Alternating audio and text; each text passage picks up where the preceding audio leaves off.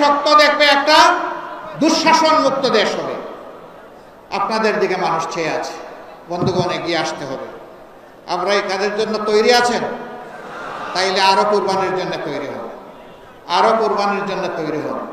আপনাদের মাধ্যমে সমাজের মানুষের কাছে আমি দুই একটা জিনিস চাইব। নাম্বার ওয়ান, আমরা যদি দেশের জন্য, জাতির জন্য কাজ করি, আমরা আপনাদের একটু ভালোবাসার কাঙ্গাল, আপনারা যেন আমাদেরকে একটু ভালোবাসা উপহার দেন। নাম্বার টু, ভালোবাসার সাথে আপনাদের জন্য একটু সমর্থন এবং সহযোগিতা পাই। নাম্বার থ্রি, সমর্থন সহযোগিতার পাশাপাশি জাতীয় চ্যালেঞ্জ মোকাবিলায় আপনাদেরকে যেন আমরা আমাদের পাশে পাই। নাম্বার ফোর, এই জাতিকে বদলে দেওয়ার জন্য আপনাদের অন্তরে যেন আমাদের জন্য একটা জায়গা পাই। এই চারটা জিনিস যদি দেশবাসী আমাদেরকে উপহার দেন, আমরা দেশবাসীর কাছে চিরকৃতজ্ঞ থাকব। ক্ষমতায় যাওয়া আমাদের উদ্দেশ্য নয়, দেশে একটা সুশাসন কায়েম করা আমাদের মূলত উদ্দেশ্য। এই বাংলাদেশে সবচেয়ে বেশি ক্ষতি হয়েছে আমাদের শিক্ষার ক্ষতি। আজকে আমাদের যুবক যুবতীরা মাস্টার্স গ্র্যাজুয়েশনের সার্টিফিকেট নিয়ে তারা এখন দুয়ারে দুয়ারে ঘুরে, তাদের কাঙ্ক্ষিত একটা চাকরি তারা পায় না। দুটি কারণে পায় না। একটা কারণ হলো একটা গোষ্ঠীর কাছে সমস্ত মানুষের কিসমত হাইজ্যাক হয়ে গিয়েছিল। এই গোষ্ঠী বাংলাদেশকে তাদের জমিদারি মনে করত। তাদের আনুগত্য যারা করবে না, তাদের জন্য এই দেশে বাঁচার কোনো অধিকার ছিল না। তাদের হাবভাবটা এরকম ছিল বন্ধুগণ। এখন তারা বিদায় নিয়েছে, এখন তো সেইটা থাকা উচিত নয়। কিন্তু শিক্ষা ব্যবস্থার যে বিধ্বস্ত অবস্থা, শিক্ষার যে মান হওয়া উচিত, বিশেষ করে নৈতিক মান থাকা উচিত, আমাদের শিক্ষা ব্যবস্থা এটা একেবারেই চলে গেছে, নাই।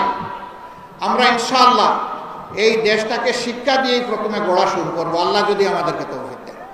কারণ শিক্ষা জাতির মেরুদণ্ড। যেই জাতিতে জ্ঞানী এবং শিক্ষিত মানুষ তৈরি হয়, এই জাতি বিশ্বের দরবারে বুক উঁচু করে দাঁড়ায়।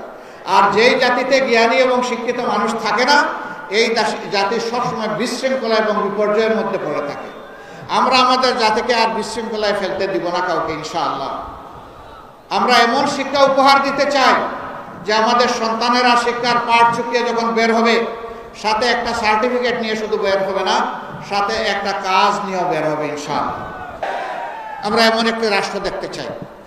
আমরা এমন একটি রাষ্ট্র দেখতে চাই যে রাষ্ট্রের নাগরিকদের মধ্যে আর কোনো বিভাজন বিভক্তি থাকবে না। সমস্ত দেশ এবং জনগণ ঐক্যবদ্ধ হবে।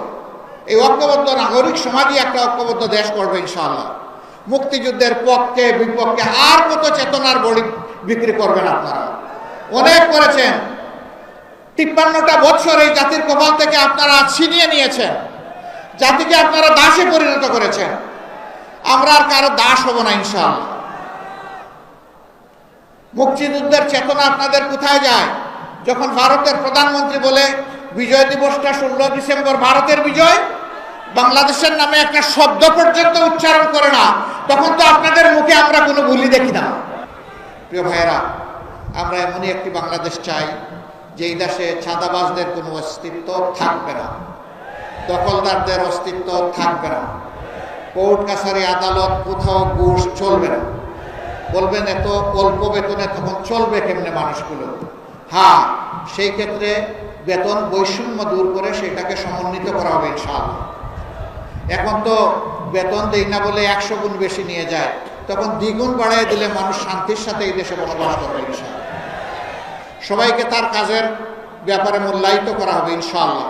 আমরা এমন একটি দেশ চাই যেই দেশ হানাহানির দেশ হবে না, মানবিক বাংলাদেশ হবে। তবে নিঃসন্দেহে এমন একটি দেশ চাই যারা ফেসিবাদের কাছে মাথা নত করবে না, যারা কোনো আগ্রাসী সাম্রাজ্যবাদ মেনে নেবে না, দুনিয়ার সমস্ত দেশ হিসাবে বন্ধু হিসাবে দেখবে, কাউকে প্রভুর জায়গায় বসাবে না। এমন একটি জাতি আমরা গড়তে চাই। আপনারা কি সেই জাতি গড়তে চান? শিওর। বাংলাদেশ জামাত ইসলামী অঙ্গীকারবদ্ধ।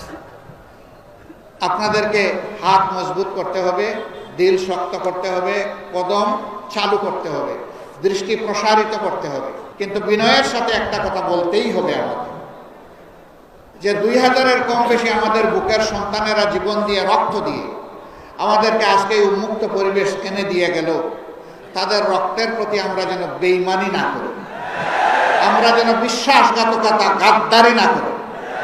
তারা বৈষম্যের বিরুদ্ধে, দুঃশাসনের বিরুদ্ধে, দুর্নীতির বিরুদ্ধে তারা আওয়াজ দিয়েছে। এখন যদি একই কাজ কেউ করে তাহলে নিঃসন্দেহে তারা ঘৃণিত হবেন এবং নিন্দিত হবেন। আমরা আমাদের সকল সহকর্মীকে অনুরোধ জানাই, এই সমস্ত ঘৃণিত কাজে কেউ হাত বাড়াবেন না, কেউ চাঁদাবাজ হবেন না, কেউ ফুটপাতের দখলদার হবেন না, কেউ বাজার হাটের দখল জোর করে নেবেন না, কেউ জলমহাল বালিমহাল জোর করে দখল করবেন না।